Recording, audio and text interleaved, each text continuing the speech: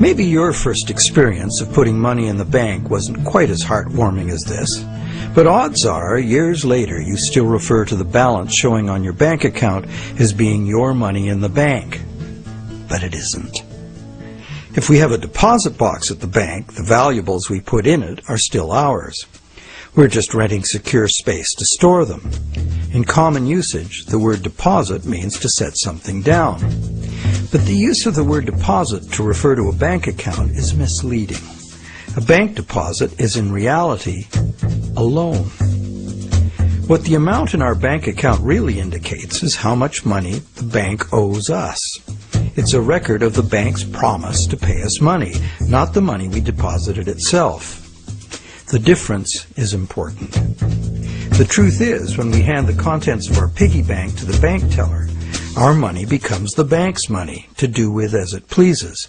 All of the money in the bank is the bank's money. None of it is ours. That's why the bank pays us interest. We have loaned the bank our money.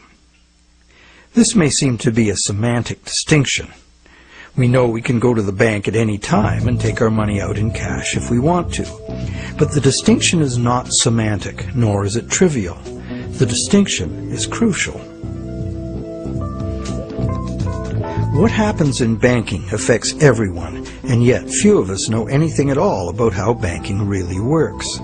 The entire world economy now runs on a system of credit provided by banks, and when that credit system breaks down, everyone suffers.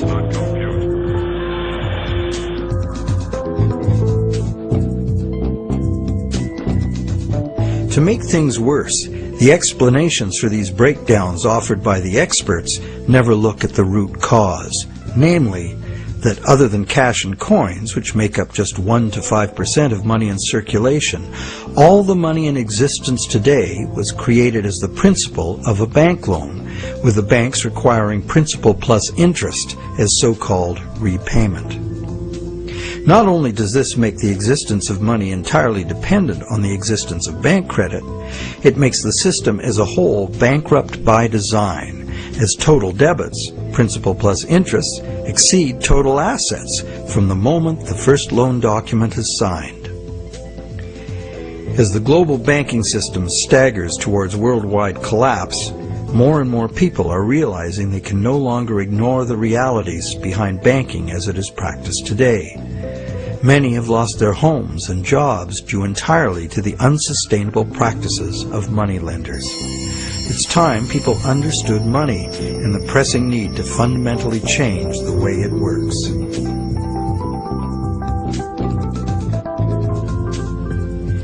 Clarifying what the words used in banking really mean is the first step.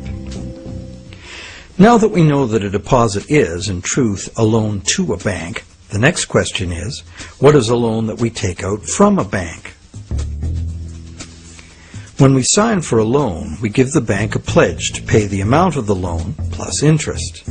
In return, the bank credits our account in the same amount as this so-called loan. While we speak of the bank as having put the loan money into our account, in reality, the only thing the bank puts into our account is its promise to pay the money. What has actually happened is an exchange of promises. Neither party has delivered anything to the other except matching pledges of debt. So who is the borrower and who is the lender? The terms loan, lender, and borrower are all misleading. The truth is that the two parties have traded promises to pay and in the process created something called bank credit or checkbook money that can be legally spent as money. Bank credit can be spent because we, in our innocence, notice that each time we deposit into our account, it increases our balance by the same amount. In fact, unless we put something in, our account will be empty.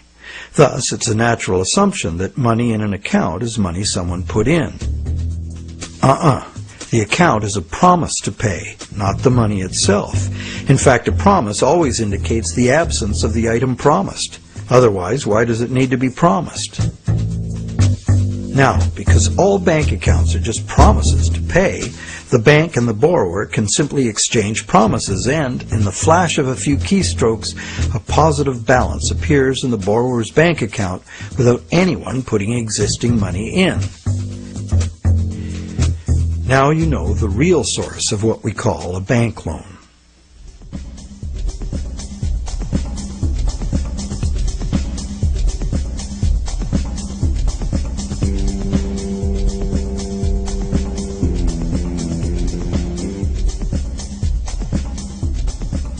How different would it be if two parties just got together in a basement with a printing press and created new money that way? We intuitively understand the act of fraud called counterfeiting. In printing fake $100 bills, the counterfeiters also create new money out of thin air. Money gives us the ability to purchase the real goods and services of the world. It's clear that the counterfeiters have created new ability to purchase real goods and services without giving anything in exchange except a fancy piece of paper. Counterfeiters get something for nothing directly at the expense of whoever gets caught with their counterfeit money. And if the counterfeit money is not discovered, it dilutes the money supply, stealing from everyone. Counterfeiting is a serious crime, and it is easy to understand why. It's cheating on a basic social agreement, thou shalt not steal. But taking a loan from a bank also creates new purchasing power. However, instead of being considered a form of theft, it is the very basis of our monetary system.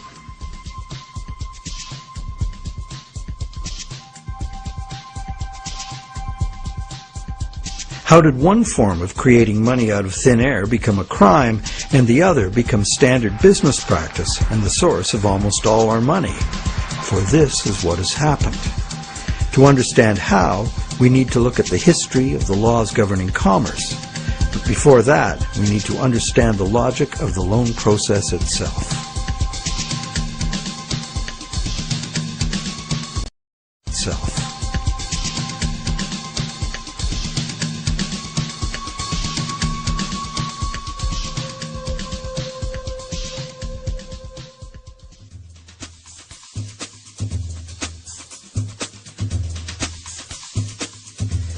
The borrower wants to purchase an item, but doesn't have the funds to do so at the present time.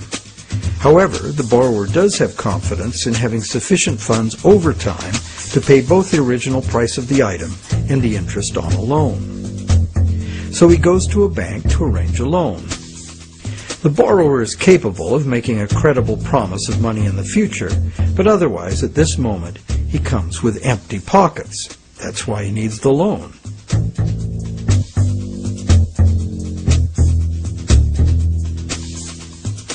We're probably all familiar with what happens next.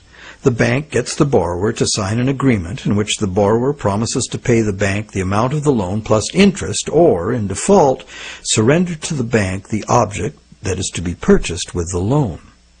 This is done countless times every day all over the world. But there's a problem. How can the borrower pledge as collateral something that the borrower does not yet own? If I wanted to borrow $10,000 from you to go on a luxury cruise to Europe, would you accept my neighbor's car as collateral? Of course not, because you know very well that I have no legal right to give you my neighbor's car, no matter how much I owe you. But if instead I promise to buy my neighbor's car with the $10,000 you lend me, the situation is different. You might agree to lend me the $10,000, believing I will buy the car and will pledge it as collateral for the loan once I obtain legal title to it. However, until the transaction is completed, your $10,000 loan cannot be secured by title to the car. This sequence of events problem could be very simply avoided. You could buy the car and then sell it to me. The bank could do it this way too. If the borrower commits to the bank to buy the item, why doesn't the bank just buy it with its own money and then sell it to the borrower on time payments at interest? Well, the answer to that question is also very simple. It's because the bank, like the borrower, has come to the transaction with empty pockets. The bank fulfills its part of the so-called loan transaction by creating an account for the borrower. The truth is, the so-called borrower has funded his own account by fraudulently pledging a car he does not yet own as collateral. And the bank, the so-called lender, hasn't put up any existing money at all. And, if all goes well, it never will.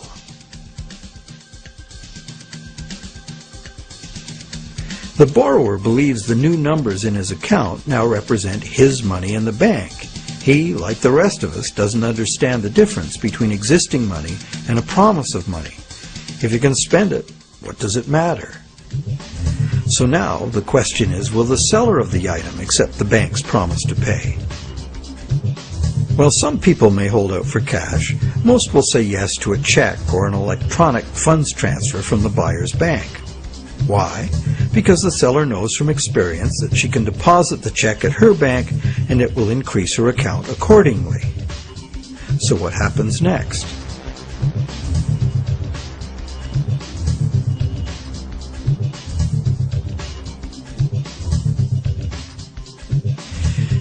Well, obviously the buyer's bank now owes the seller's bank the amount of the loan. So you might be thinking, isn't this where the money comes out of deposits? The bank's promise to pay the borrower has just been transformed by the transaction into a promise to pay the seller's bank instead. So now the buyer's bank has to transfer some of its existing money to the seller's bank, correct? Yes, but probably only a small proportion. And over the long term, as long as the bank gets its fair share of deposits, the net amount of existing money the bank needs to cover its loans can theoretically be zero. How? Well, imagine first that the seller has her account at the same bank as the buyer. She deposits the buyer's check into her account. All the bank has to do to complete the transaction is reduce the buyer's account by the same amount it increases the seller's account. As both accounts are just promises, no existing money is involved in doing this. What is the end result? The bank has created bank credit for the borrower to the sum of $10,000. The borrower has bought the car that existed in the world of real things, and the seller now has that bank credit of $10,000. Thus, a brand new claim upon $10,000 worth of real goods of value was accomplished with absolutely $0 of the bank's or anybody else's money. On top of that, the bank gets to have all this so-called money paid back by the borrower's honest toil, plus interest, or the bank gets the car. Magic like this is usually seen on stage. So now let's examine what happens if the seller deposits her check in a different bank. Won't that require a transfer of existing bank funds from the buyer's bank to the seller's bank? Perhaps. But it will almost certainly never be anywhere near the whole amount because, in effect, the banking system functions as one bank. To illustrate, let's add another transaction to this scenario. That same day, the seller's bank made a similar loan to a little old lady who bought a mega home theater system. The electronics store deposited her check at their bank. The electronics store's bank made a similar loan that was deposited at the original borrower's bank. And when all the various balances were settled, the banks didn't owe each other anything. And even if there were differences, they would have been just a small portion of the total credit created. So, at this point we can say that although banks don't actually lend out their depositors' money, as most of us imagine, they still need deposits to make loans. This is because banks need incoming credit from other banks to offset their own credit being deposited at those banks. As long as banks keep their outgoing credit balanced with incoming credit, they are free to make new loans and thereby keep creating brand new credit money. None of it will ever have to come out of the bank's pockets. The bank is free to invest its own funds in corporate and government bonds and whatever other instruments their charter allows. If one draws a diagram of it all, it looks like this. The interest governments and corporations pay the banks on their bonds is paid by us. We pay it as a portion of our taxes, and we pay it in the price of all the goods and services that we buy. And there is another thing passed on to us as well, and that's the risk that the bank will go broke and not be able to honor its promises to pay. Now you may wonder, how can a bank go broke if it doesn't put any money up in the first place? What have they got to lose? The answer to that question is that banks differ from counterfeiters in that the banks are legally allowed to create new money, but only by certain rules of accounting. Banks can only create money by entering a borrower's payments and collateral as an asset on the positive side of the ledger, balanced on the negative side by the loan, or what the banks call the deposit liability created by the bank. When the borrower defaults on the payments, the asset pledged as collateral is seized by the bank and sold. In a declining market, when repossession is most common, the new lower value of the asset doesn't cover the bank's liabilities, which were based on the previous higher value. This shows up as a loss on the bank's books. When foreclosures are rampant, as in a collapsing real estate market, much of the value of the bank's collateral simply evaporates as home prices drop, exposing the bank to huge losses. In truth, it's all just numbers, created out of thin air. But banks must adhere to the dictates of these numbers, and the consequences of bank arithmetic gone wrong can include economic standstill, social disintegration, total financial chaos, lawlessness, starvation, and war.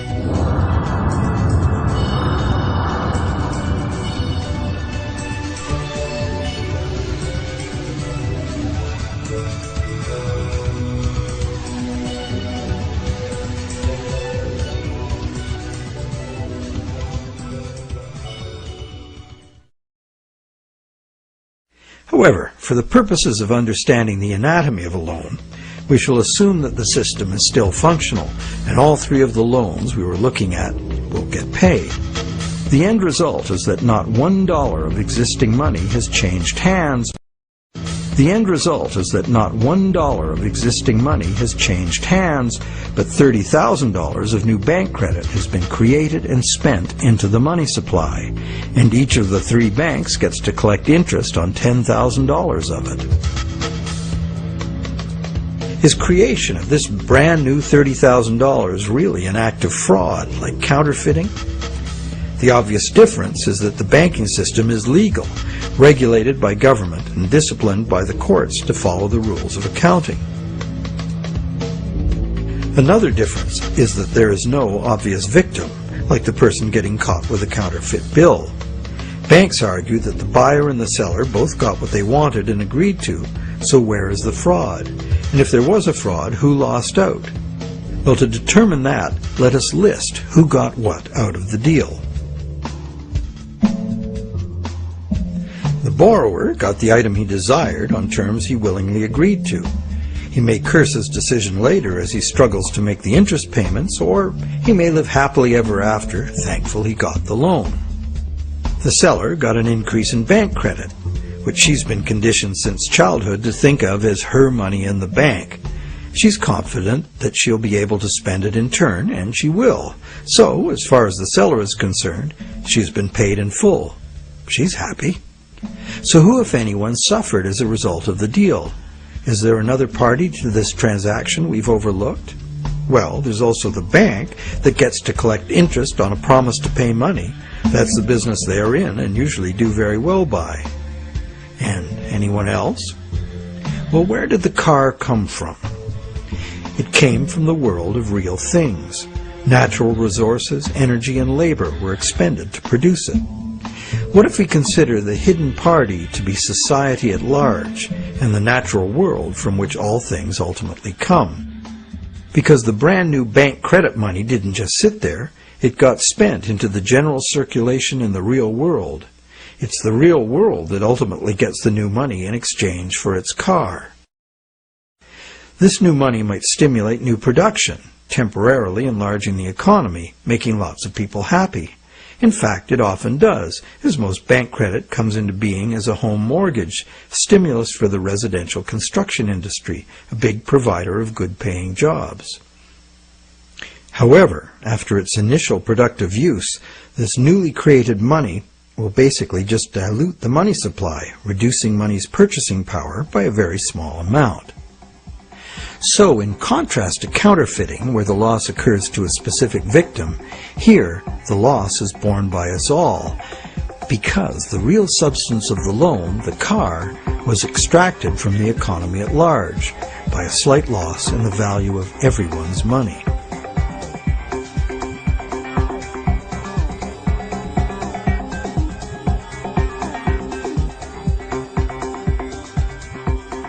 To continue our comparison of bank credit with counterfeiting, counterfeit cash eventually gets detected and removed from circulation, causing a direct loss to whoever accepted it.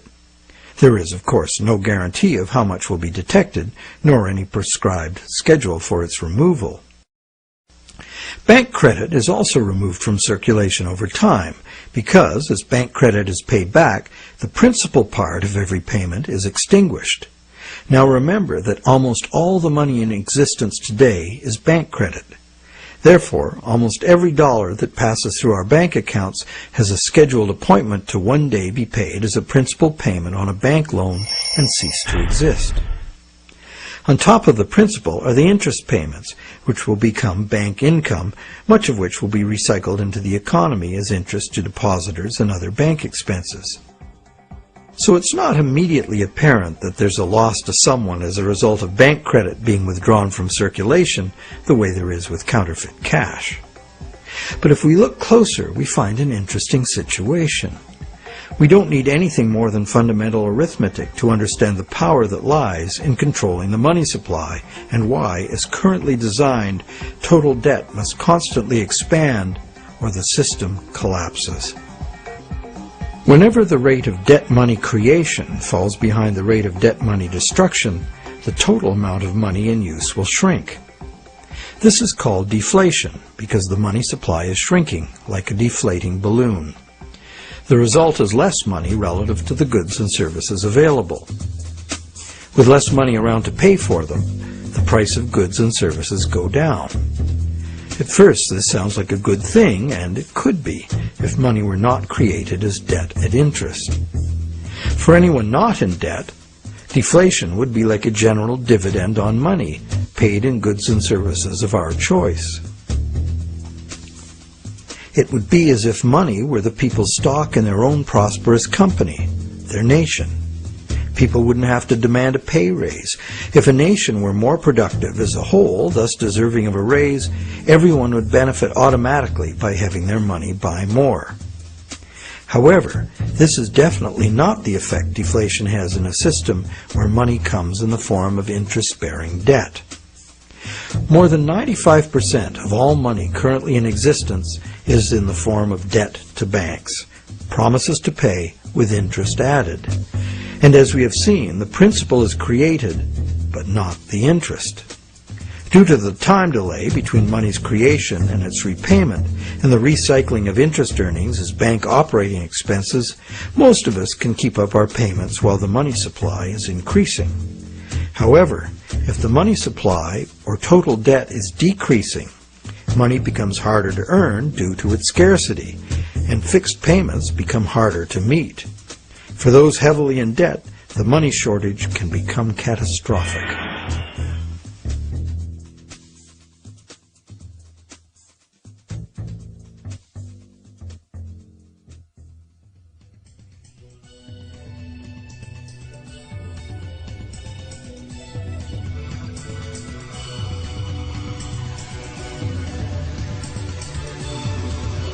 Unfortunately, the psychological effects of falling wages and prices rapidly accelerate the process as borrowers, including large businesses, lose confidence in being able to repay loans, so that they don't sign up for any. And without new loans to replace old loans, the money shortage rapidly gets worse, resulting in a decrease in jobs and purchasing power, even in the midst of abundant resources and productive capacity. This dismal spiraling math makes mass foreclosures inevitable. Prices plummet as no one wants to spend their money. Shrinking values destroy the value of loan collateral, causing banks to write off huge losses. Some even close their doors. Consumer and business confidence is lost.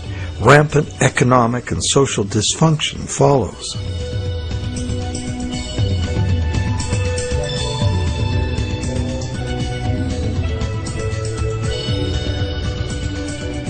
This disastrous spiral cannot be turned around unless the government creates new money itself or goes deeply in debt to private banks in order to create enough new money to reorganize and rejuvenate the economy. The most familiar example of this is the stock market crash of 1929. The psychological fallout of the stock market collapse resulted in less borrowing and thus less new money.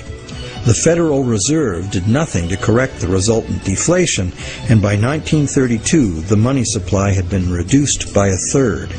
Countless people were evicted from their homes because the money to make their mortgage payments simply ceased to exist. Then, in 1932, Franklin Roosevelt became the U.S. president. Roosevelt's New Deal set out to restore the economy by restoring the money supply. To counter the money shortage, Roosevelt borrowed from the private banking system. Factories started hiring again. But only when the war arrived, there's suddenly no shortage of jobs or funds available to do what was necessary for the war effort. It was the money expended on World War II that ended the Great Depression. The war also resulted in 50 million deaths worldwide and led to a new hostile international balance of power with its attendant arms races, mounting debts, and sweeping social and technological transformations.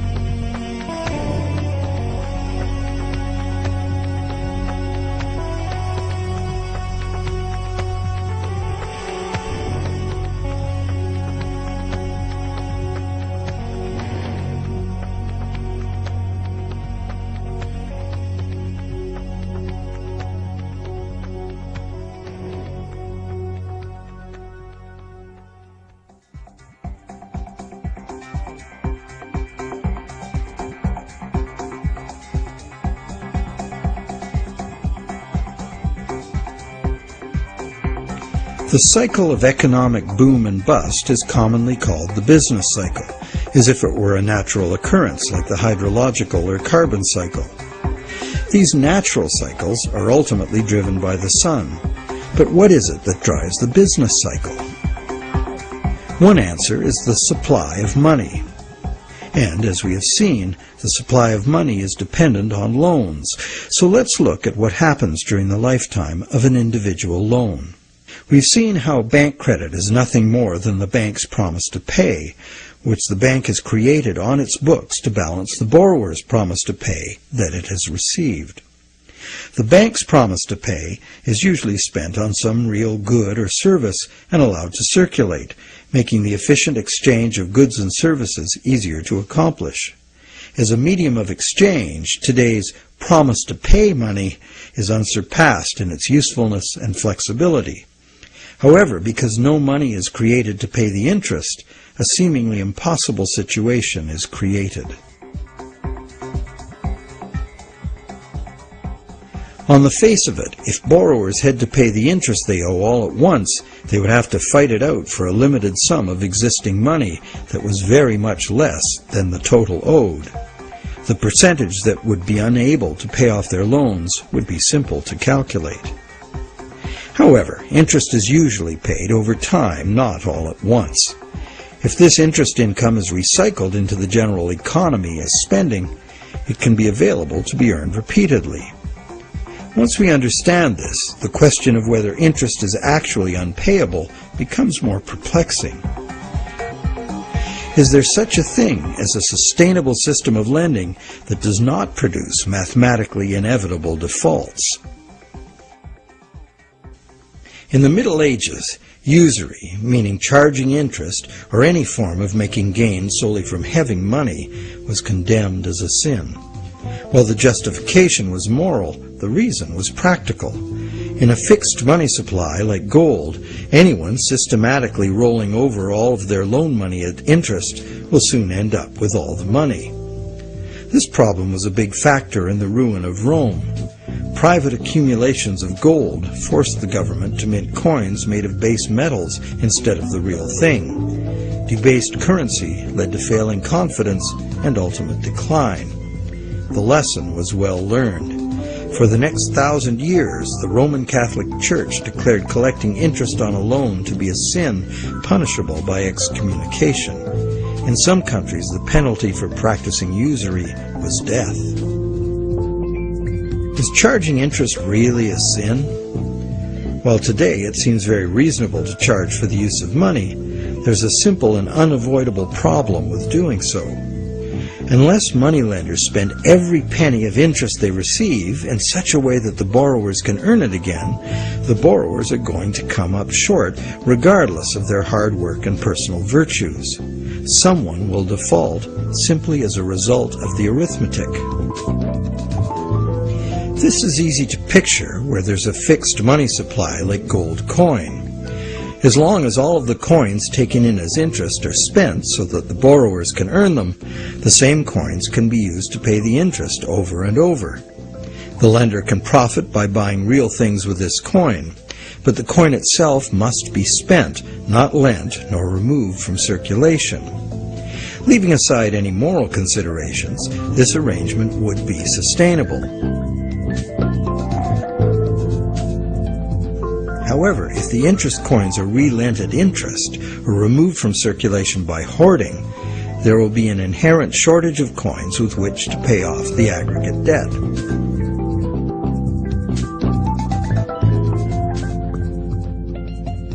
The situation is essentially no different in our current debt-based system. As we have seen, nowadays virtually every dollar comes into existence as debt, with a scheduled appointment to be extinguished as a principal payment on the loan that created it. Thus, for all borrowers to be able to make their payments of principal plus interest, two things must be true. The dollar created as the principal of the loan must be available to be earned by the borrower in order to make the principal payment that extinguishes that dollar. And every dollar the borrower pays to the bank as interest must also be available to be repeatedly earned by the borrower so that it can be paid as interest again and again.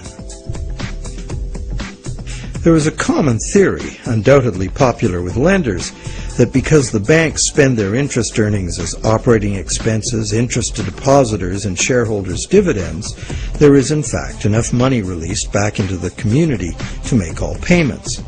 However, like the idea of absolute shortage, this is an oversimplification. Picture what happens if someone else, such as you or I or an institutional non-bank lender, obtains this dollar and then lends it out at interest. Well, now that same dollar is simultaneously owed to two lenders and has two simultaneous interest charges attached to it. In addition, if this dollar is loaned, repaid, and reloaned by the secondary lender, it is not available to pay off the principal of the loan that created it, except as another loan. So, can we borrow from Peter to pay Paul and borrow from Paul to pay Peter? This gets interesting. We can. However, each time money is borrowed, there's an interest charge added that also must be paid.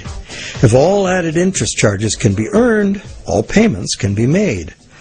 On this basis, many economists and defenders of the current system claim there can never be a shortage of money and all payments can be made. But this seems to be a false assurance. For instance, if secondary lenders capture some of the money needed to retire the loan that created that money, the original loan can never be retired.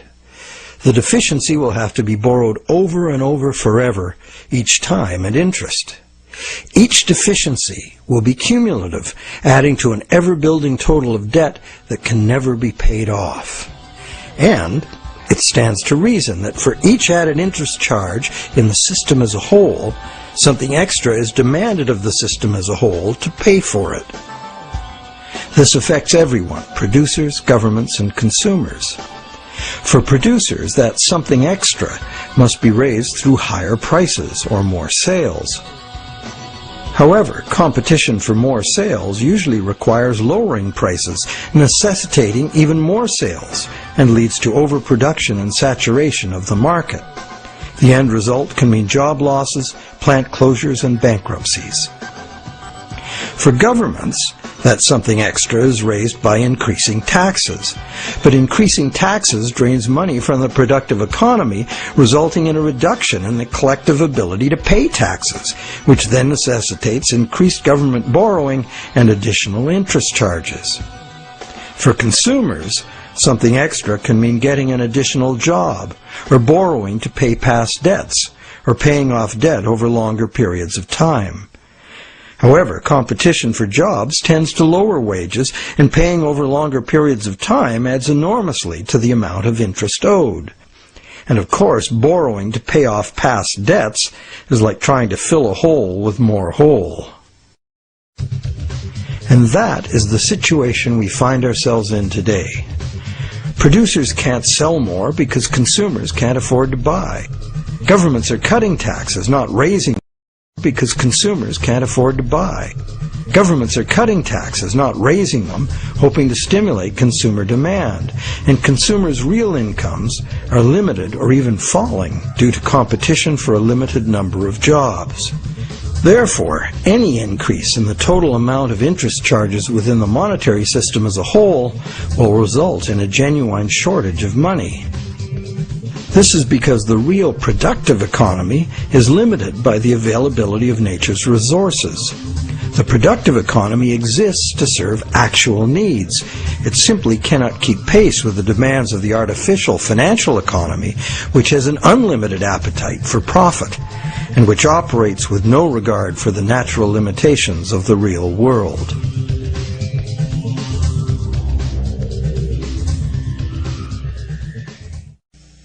The theory that there's always enough money to pay the interest has a certain elegant simplicity. However, by the very nature of the assertion to be true, it has to be 100% true. This is impossible. For one thing, secondary lenders, who are not banks, do comprise a significant proportion of lenders, and they add their interest charges to money that already bears an interest burden. Beyond that, we have a cultural expectation. Everyone who has money expects it to generate more. Money that needs to be spent and made available to be earned by its original borrower is, instead, lent at interest or invested for gain. Therefore, we can conclude that the two conditions that must be true for all borrowers to be able to make their payments of principal plus interest and thus permanently discharge their debt, those conditions are not met by the current system. Nowhere in the current system is there any restriction on relending money that was created as a loan, nor is there any obligation upon banks to make their profits from interest available to be earned by borrowers, enabling them to extinguish their debts. Quite the opposite. Banks invest these profits to make further profits. And it's not just the banks that cause the problem. Anyone who takes their ball of money and starts rolling it like a snowball to make it bigger does so at the expense of borrowers who will not find that money available to pay their debts, except as more debt. And of course, those rolling the biggest snowballs pick up the most snow. As the saying goes, the rich get richer and the poor get poorer. Money needed by borrowers in the lower realms of workaday productive economics moves upstairs to play in the casino world of abstract financial profit, and that's a world where transactions are little more than gambling on numbers in an effort to achieve higher numbers. They have little or nothing to do with providing the necessities of life.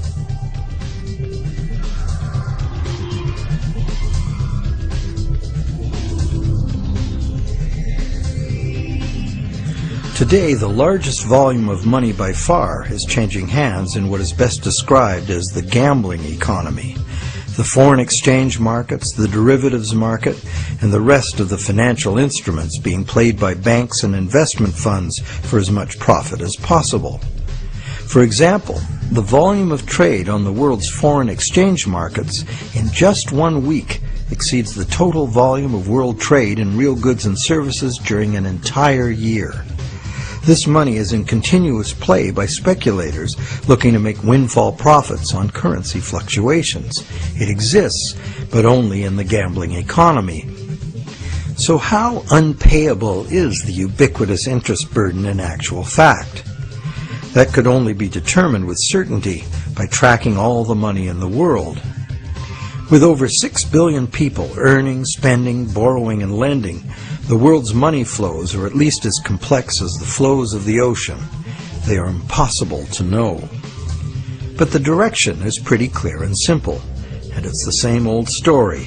The rich are taking increasingly more money into the gambling economy, where ordinary borrowers have almost no chance to obtain it. And the only way the system can stay solvent is to create more money. And as money is created as debt, the only way to create more money is to create more debt in every way possible, including ridiculously easy credit for unqualified borrowers, massive government expenditures on security and war, and bailouts of insolvent banks.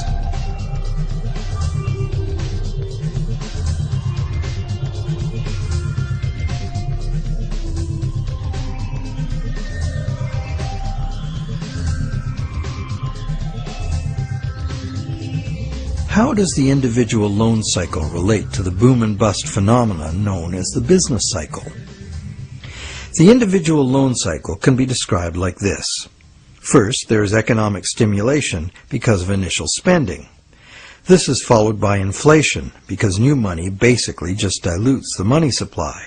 And eventually, inflation is followed by deflation as loan repayments gradually extinguish the principal, removing that money from circulation. As long as the individual loan cycles don't match up, these cycles can smooth each other out. This creates a fairly stable money supply that leads to fairly stable prices, although continuous growth of the money supply is required, at least in part because, as you will recall, the money to cover the interest was never created. This is the model on which our economy is currently based. Avoiding deflationary spirals and keeping inflation at a level that doesn't upset people's apple carts constitutes the art of managing the economy, which is rather narrowly defined as achieving so-called price stability. However, a look at the purchasing power of the US dollar in real goods over the last century instantly reveals what this so-called price stability has really meant. The dollar has clearly lost almost all of its value, 96%, and is continuing to do so at a rapid pace. So price stability is not being achieved, and one hardly needs a degree in psychology to understand how human nature itself would turn the individual loan cycle into the collective phenomenon of the business cycle. The simple reason being that if one person sees great prospects and is doing well borrowing and expanding, others would have the confidence to do the same. Beyond the merely psychological effects, if one business is expanding on the basis of credit, its suppliers and distributors will find it necessary to do so as well, or lose that business to someone who will. The same herd effect would occur for a gloomy outlook and accompanying credit contraction. Thus, it is entirely predictable that individual loan cycles would have a built-in propensity to line themselves up rather than be randomly distributed. And when they do, we see the larger scale cycle called the business cycle emerging directly from the cumulative effects of individual loan cycles. So, to sum up, one could say that out of the exchange of promises made by the bank and the borrower, society gets chronic inflation and a dependency on banks for increasing infusions of money to pay ultimately impossible interest payments. This results in an inescapable treadmill of accelerating debt and depreciating money, the only alternative being a deflationary collapse of the economy followed by social chaos or war. This eminently unhealthy situation filters down through society, wreaking harm on every level. We are like addicts, but the fix is not more and more heroin, it's more and more credit money. And eventually, our collective ability to borrow and repay so much credit becomes exhausted. This then creates the need for constant expansion of credit into new markets, in essence creating a fiscal imperative to drive everyone in the world further and further into debt forever. In the United States, this constant debt expansion has led to a total credit market debt in 2008 of more than $53 trillion, which is about 5 times the total annual income of the entire country. So is the world at large happy about its end of the loan transaction? Probably not. But the world at large has very little awareness of where these problems originate, the elusive system of counterfeiting and hidden control that is modern banking. And how about the banks? How have the banks fared as a result of this system? Well, first, by putting up only a small fraction of the money they ostensibly lend, the banks have obtained a river of income from interest payments on consumer loans and mortgages. Second, by using their credit powers to acquire large portfolios of corporate and government bonds, banks collectively appropriate control over government and industry.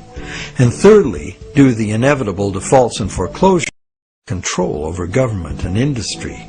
And thirdly, due to the inevitable defaults and foreclosures, the banks gain legal title to a lot of real property the world over. And finally, if the worst happens, if borrowers default en masse, causing the banks large losses, the government is forced to rescue the banks with multi-billion-dollar bailouts to save the financial system.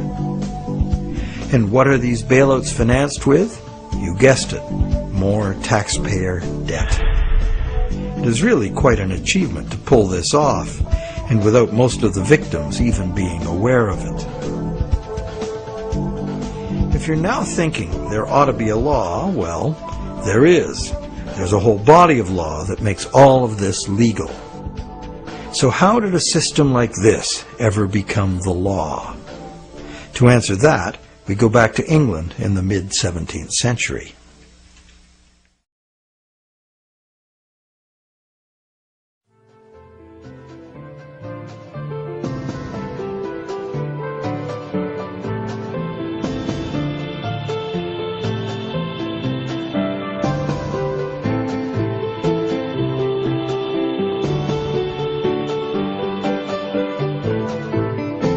With the development of better ships and the new explorations they allowed, trade was expanding rapidly. In order to carry out commerce, especially over great distances and lengths of time, written contracts were becoming more and more important and more sophisticated. Under English common law, it had long been established that a contract could only be enforced if something of real substance had changed hands. A transfer of goods or rights in property was the real stuff of the exchange, and that was what the court would evaluate for fairness, not just the words on the document. A contract under which there had been no exchange of consideration, meaning real goods or rights in property, was deemed to be empty and was therefore not enforceable by the court. So, a contract in which a borrower, say, pledged a car he does not own in exchange for a bank's promise of payment would not even qualify as a contract. No common law court would enforce it. As well, in the event of a dispute over a contract, under common law, only someone who had actually provided consideration to the transaction, in other words, only someone who delivered the goods, had the right to sue in court for fulfillment of the contract by the other party. This right was not transferable to a third party.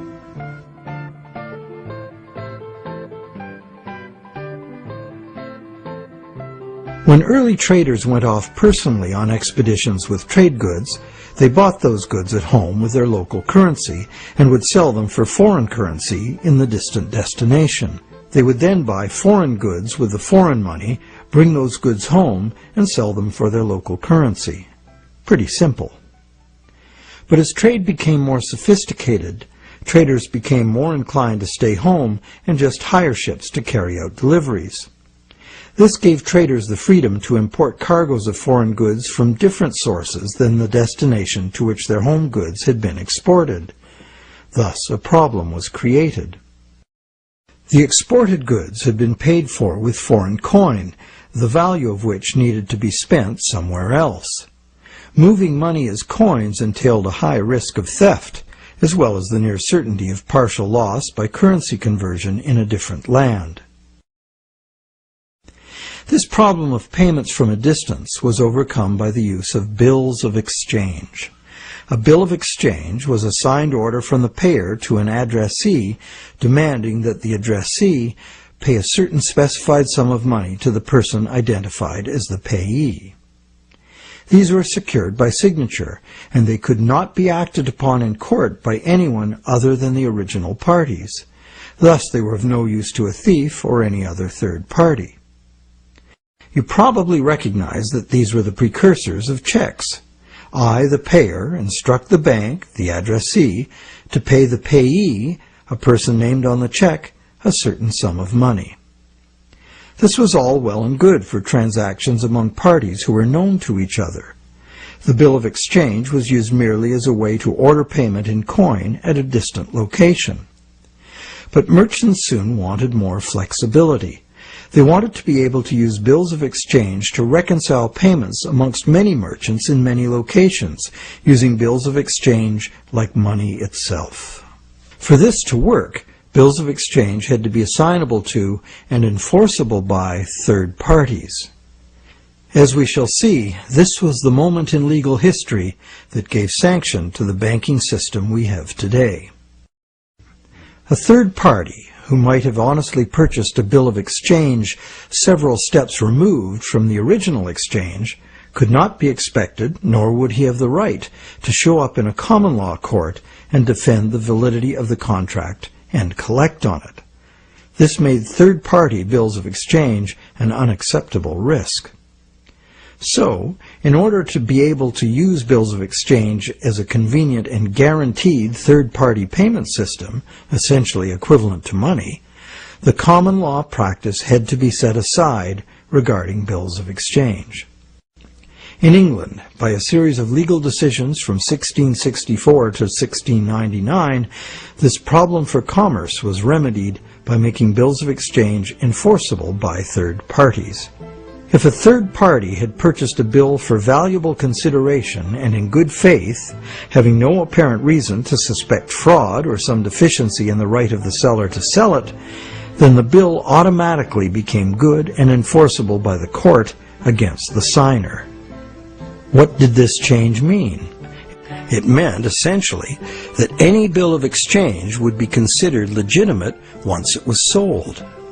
Bills of exchange and all other subsequent types of signed promises to pay, with the notable exception of checks, became transferable and enforceable in court, just what the merchants wanted. Now debt contracts could be sold like things, and transacting business would be a whole lot easier. Not only that, it opened up a whole new market for profit seekers, trading in bills of exchange themselves. The marketing of debt was born.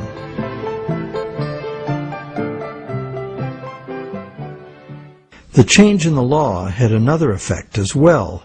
It made it possible to trick or even force a person into signing a legally binding promise to pay, and then, if that promise were purchased by a third party for real consideration and in good faith, it would be enforceable against the signer in court. Ultimately, this became one of the foundational principles of the Uniform Commercial Code, which governs the conduct of business in the United States, and by extension, in most of the world.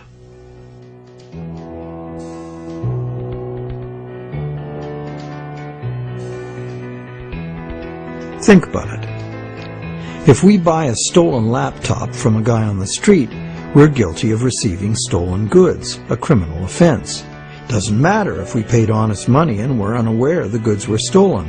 The court will restore the goods to the rightful owner. We, as purchasers, innocent or not, lose our money and may even be charged with a crime. But if we buy a loan contract from a banker and give him real value for it in good faith, it doesn't matter that the loan contract may have come into existence under false pretenses.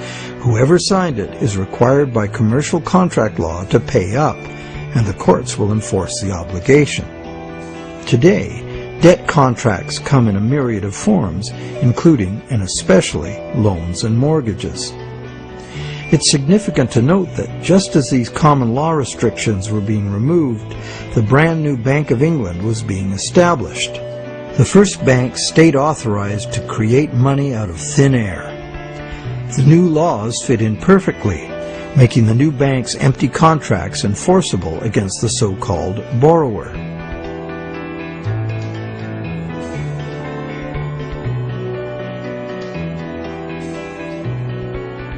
Those who have discovered the true nature of their own bank loans and have attempted to challenge the validity of their debt contracts in modern courts have discovered to their dismay that this commercial contract law is still the bedrock defense of money as debt. The bank will have sold the original loan agreement to a third party for value, and even though that third party is often just a sister company of the bank, all that matters to the judge is who possesses the document, what it says, and whose signature is on it. The bank's failure to inform the borrower about the true nature of the loan contract and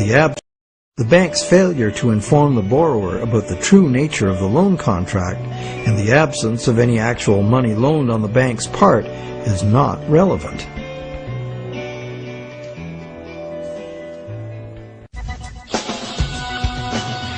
So, to conclude our investigation, it appears that modern banking practice rests on several distinct violations of common law, common sense, and natural justice. The first violation is the fraud the borrower commits by pledging as collateral property the borrower does not yet own.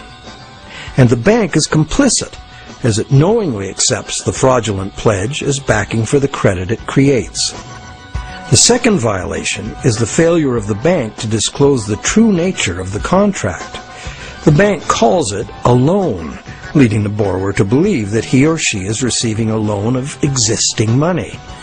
But the bank knows full well it has provided only a brand new promise to pay, simply typed in on a computer screen.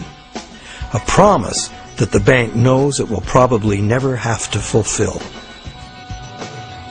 Thirdly, the loan agreement should be invalid, because impossible contracts are legally invalid.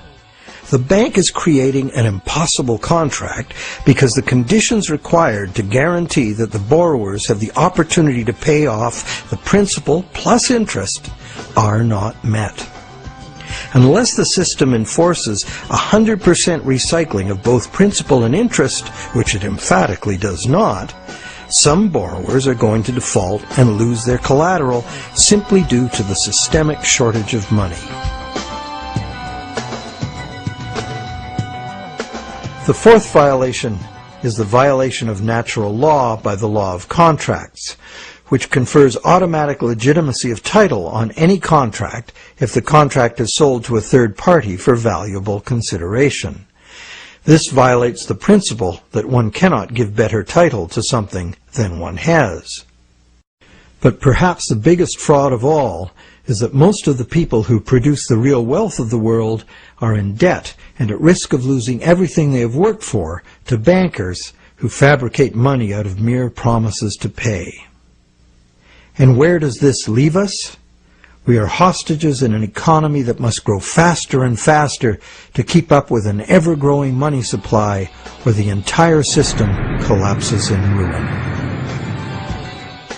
The money system as currently structured refuses to recognize that the real economy is limited by the capacity of the planet to provide the raw materials and waste disposal services the economy needs. The planet is finite, and therefore it should be obvious that the economy cannot grow at an accelerating pace forever. Our current money system runs like the bus in the movie Speed. It could not slow down, or the bomb planted on the bus would go off. And our situation is even worse, because the rate of debt creation must forever accelerate, or the entire economy crashes. The notion that infinite, perpetually accelerating growth is possible is the great fallacy of modern economics. It is a fatal delusion born of greed. An economic, social, and environmental crash of unprecedented proportion is surely inevitable, and this monetary system is utterly and hopelessly incapable of adapting to it. No wonder monetary reformers around the world insist that the entire monetary system needs to be rebuilt from the ground up.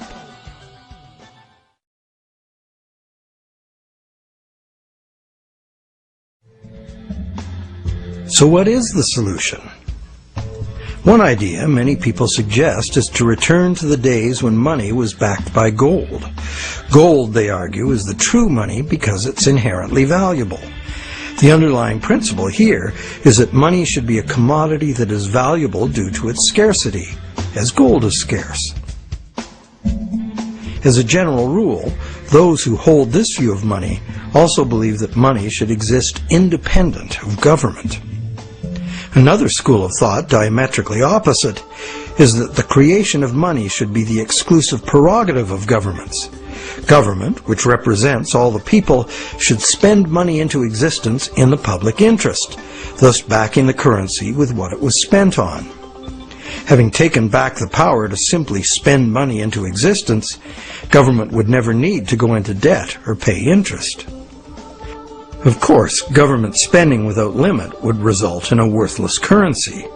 To prevent inflation, money would also have to be extinguished. This could be accomplished using a wide variety of taxes, resource royalties, and user fees. Government spending and government taxes would, therefore, be interdependent and would equal each other in a perfect equilibrium. However, the goal of taxation would be to achieve price stability, as the government would have no need of tax revenues in order to operate. Over the centuries, both the gold-based system and various government credit money systems have been used, with the gold-based system prevailing well into the 20th century. This wasn't because government credit money didn't work. It did within the country itself, where it was accepted in payment of taxes. But until the invention of modern currency exchanges, international trade had to be carried out in gold. In addition, gold has had an almost supernatural fascination for humans for a very long time. We've been conditioned for millennia to think of money in terms of portable inherent wealth, as in gold coins. However, this is not the only way to think of money, nor in the era of runaway debt money is it any longer accurate. Money is, at its root, an idea that humans invented in order to turn simple subsistence into complex civilization. It's the development of money that made possible specialization of labor and the indirect exchange of goods and services. Throughout money's evolution, from direct barter to standard trade goods, and on to standard coins, to paper promises of precious metal, to digital promises of paper cash, and now to digital promises to pay digital promises. Throughout this long evolution, the prevailing idea has always been to achieve greater flexibility by using convenient and secure promises to pay instead of money itself. The problem with promise to pay money has always been that it provides a golden opportunity to cheat, to create more promises than there is real stuff to back those promises up. But is there a way to make the exchange of actual money just as convenient and secure as the promise to pay system? Now there is. Digital money, convenient and secure, is now a possibility because of new encryption technologies. It works like this. Imagine taking the serial number off a dollar bill and dispensing with the paper. What do you have? A digital dollar. A digital dollar that can now be electronically transferred around the world just as easily and securely as a promise to pay dollar. However, and this is the big however, the digital money, while being entirely electronic, is also like a metal coin. It can never be in two places at once.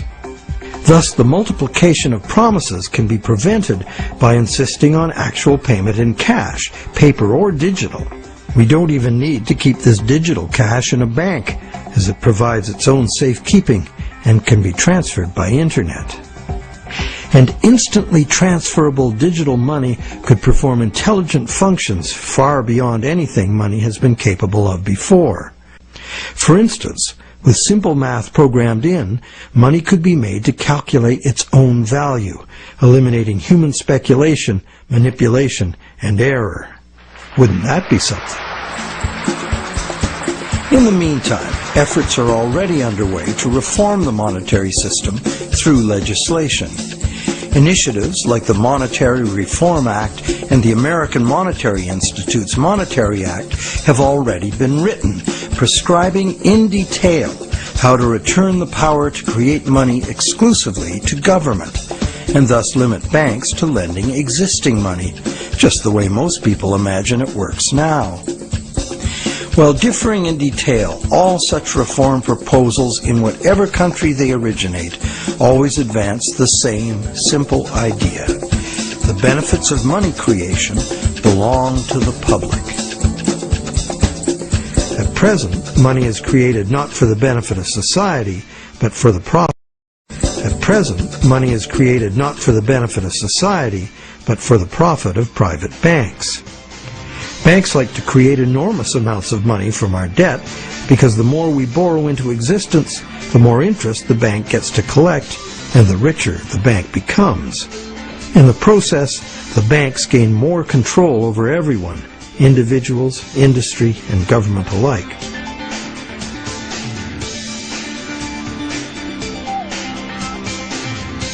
Abundant money too often leads to speculative asset bubbles that make insiders rich.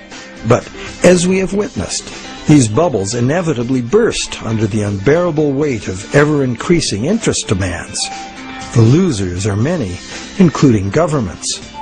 Already burdened with huge debt and shrinking revenues, governments are forced to add trillions to that debt in order to rescue the banks that are the cause of the problem. Otherwise, we would have no money system. It's an absurd situation, and a tragic one, considering that government could instead create the money itself and spend it interest-free on infrastructure, education, or universal health care. And most of that debt-free money would enter the economy as wages, circulating through all levels of society for everyone's benefit. This kind of abundant money would fund a reinvigorated, productive economy in which the savings of the people could fund honest loans of real existing money. At its root, money is a means by which we exchange real value. Without real value in the world, money is nothing. As we have seen, it's the real world that makes the loan, not the bank. We the people, in conjunction with the material blessings of the natural world, are the source of all real wealth. Therefore, money creation and its benefits belong to the public, not to private bankers. And what about interest? As we have seen, interest poses an arithmetic problem. And it's a problem that can only be solved in 3 ways. 1, defaults and foreclosures. 2, perpetual growth of the money supply. Or the preferable and only other solution, 100% recycling of interest as spending. But such full recycling could only be accomplished by nationalizing the banking industry in the public interest. For example, interest earnings from public service banking could be paid to all as a citizen's dividend. Or it could be used to fund government in place of taxes, as was done successfully in colonial Pennsylvania.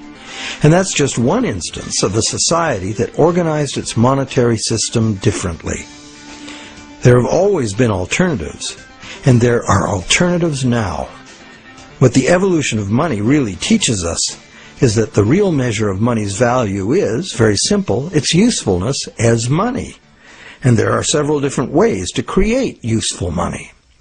For instance, money can simply be an individual's private promise to pay, a pledge of one's own product or service, as in such community currencies as the let system or time dollars. Thousands of these community currencies already exist in circles of trust where members can be counted on to honor the credit they issue for themselves. And such community currencies can be a lifesaver in the event of a catastrophic collapse of the conventional banking system. When money shortages or hyperinflation disrupt trade and bring economic standstill, a working community currency can sustain a local economy. Are such proposals radical? You bet. But there are unprecedented challenges before us. No longer can exponential growth allow us to sustain a monumental debt that must ever increase to prevent the house of cards collapse of the whole system. Increasing wealth disparity, crushing debt, failing banks, and social and environmental catastrophes are what we face unless we radically change course. We must transform our monetary system to one that can adapt to a future we can now clearly foresee.